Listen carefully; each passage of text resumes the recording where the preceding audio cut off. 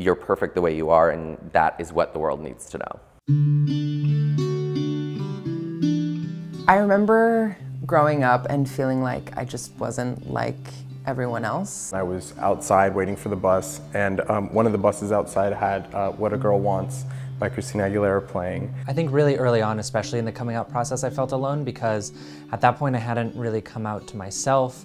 I didn't know what these feelings meant. I didn't know anybody that had gone through them before. And I was dancing and just really like feeling my fantasy of just like, you know, being Christina Aguilera or like in the video. And I remember the next day at school, I was sitting at my desk and these two kids came up to me and they were like, how are you feeling today, Christina Aguilera? And then they started like mimicking my dance moves. I remember it feeling very isolated, and I remember feeling like all I wanted to do was just to disappear. And I just remember like going inside of myself and like being so afraid for the first time ever that like someone saw my shine. I feel like I found a lot of people who could support me and who were like me in theater. And it really was an outlet where I was able to express myself in my truest form and also find people who were like me. Corey and I had worked on previous projects together, and then I came on and like helped him trying to get auditions and all these things, and the feedback that we kept getting for Corey was he's too specific, and that in the entertainment world means, especially for him, means that he's too gay, too feminine. He doesn't fit what a man should be.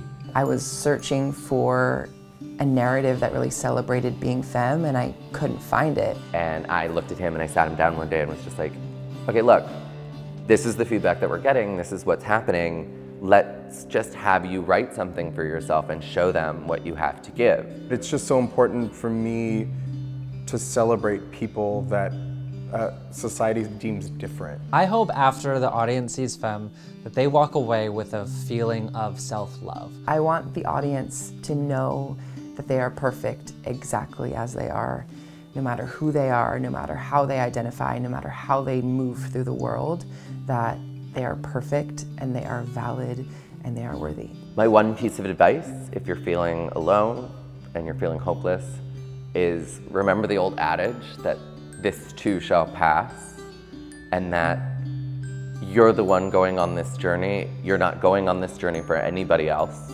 and that you have to be the one to pick yourself up every day, and you have to make yourself happy. You ain't gotta make anybody else happy.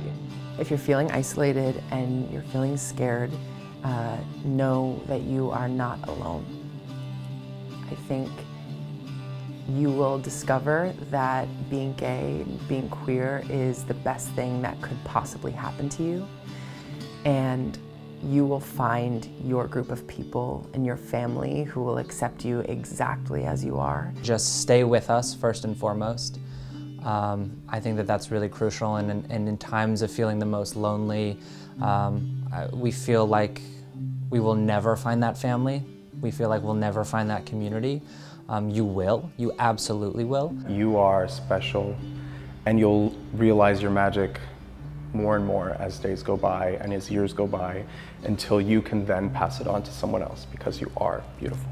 I'm Benno Rosenwald. I'm Johnny Sibilly. Hi, my name is Corey Camperchioli. My name is Alden Peters. I'm here to tell you it gets better and you get better also.